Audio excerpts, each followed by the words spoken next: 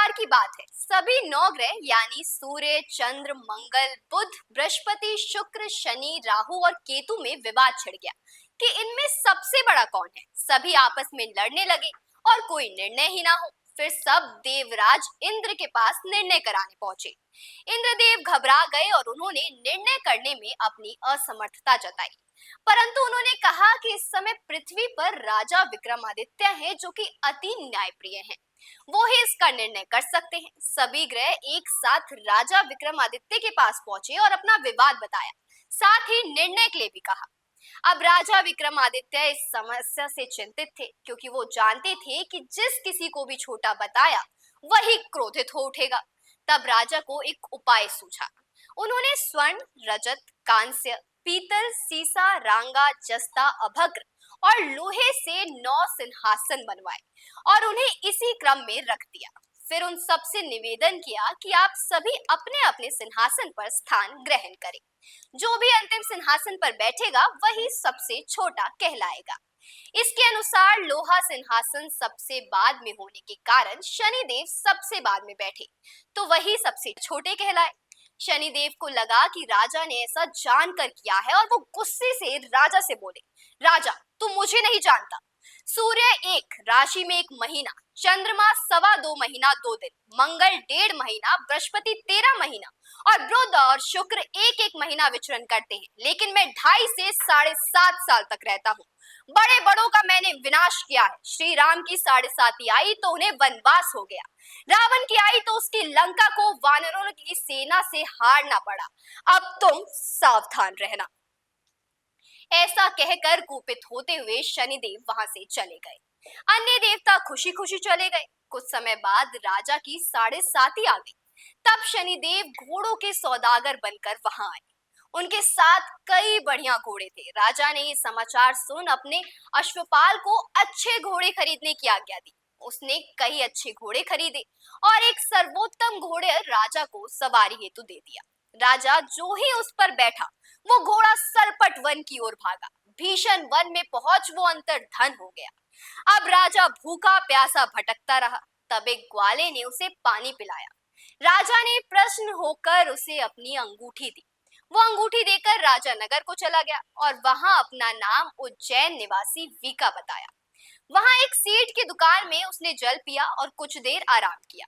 भाग्यवश उस दिन सेठ की खूब बिक्री हुई। सेठ उसे खाना कराने खुश होकर अपने साथ घर ले गया। वहां उसने एक खूंटी पर देखा कि एक हार टंगा है, जिसे खूंटी निगल रहा है। थोड़ी देर में पूरा हार गायब हो गया था। तब सेठ के आने पर देखा कि हार गायब है। सेठ ने समझा कि वीका ने ही उसे चुराया है। उसने वीका को कोतवाल के पास पकड़वा दिया। फिर उस नगर के राजा ने भी वीका को चोर समझकर उसके हाथ पैर कटवा दिए और नगर के बाहर फिकवा दिया। वहां से एक तेली निकल रही थी, जिसे दया आई और उसने वीका को अपनी गाड़ी में बिठाया।